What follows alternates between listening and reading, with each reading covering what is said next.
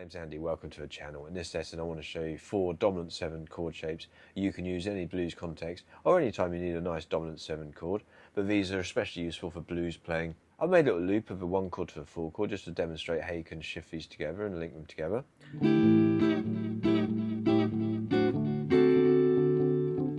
So the first chord shape we're going to use, if you think of our open chord shapes, A and D7, we'd have A7 here and D7 here.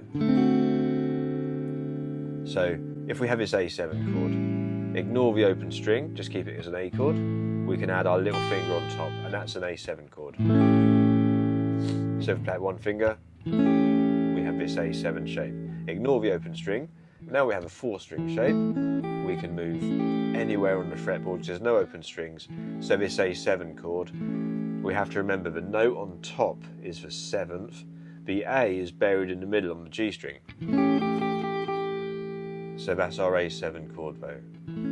If we wanted to move that to a D7, we'd find the 7th on top, which is C, and move it up to here. So in a blues context, A7 to D7 would be barring the 2nd fret to barring the 7th fret.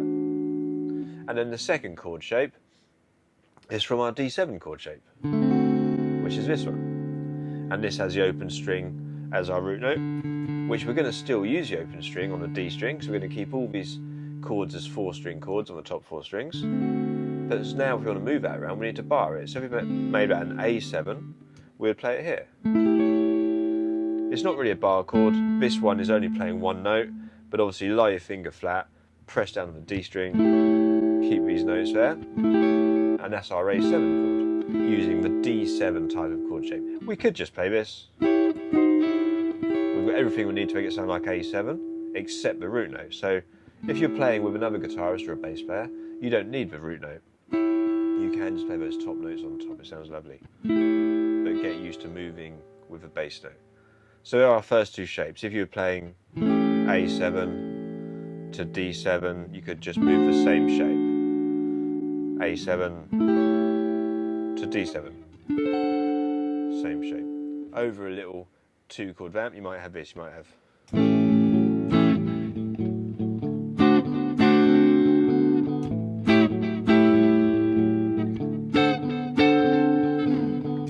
The next chord shape we're going to use is our E7 type of chord shape, this open chord shape. Thinking just of the top 4 strings, we would have this, the open D string, G string at the 1st fret, open B, open E.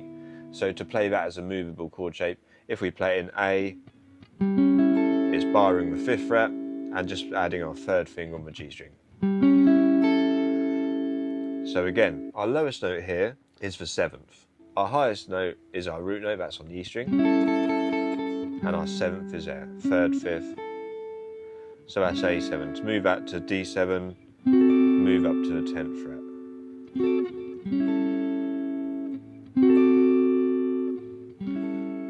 And the final shape is kind of from our C7 type of chord shape, but we want to keep our voicings on the top 4 strings like everything else. So if I do this one in the key of A, it would be A7 up here. But now we've moved everything to the middle 4 strings. We want to play up the top 4 strings. So we're going to leave out the bass note on the A string and play this shape. So it's middle finger 11, 3rd finger 12 on G, 1st finger 10 on B, and a little finger 12 on E. It's one of the fiddliest shapes to get your fingers round, but don't worry, you don't need to learn all 4 shapes in one go. Practice moving 1 or 2 shapes just up and down the fretboard or stay in a position. The nice thing of these chord shapes is you can pair them up or you can just move them. So you might have the A7 type of shape going to D7 and just go between those 2, get used to that movement. You might go from the A7 to the D7 type of chord shape like if you're in open position. Then you move to this one, we've got A7, so the nearest D7 to that is that one I just showed you, D7 there, A7, D7, and they're nice because you have this same note on top for both chords. But you could go from this one to D7 here, which gives you a big jump on top melodically, but it can sound really cool. But from this one we can go A7 to D7, and we get this nice 1 note changing on top. Then from that one we could go up to this D7. again, now we have a movement going upwards. And then from that shape, we've got A7 there, back to that D7, or A7, and then D7 up here. So I'll play some of those over the little loop I made and just show you how it could sound.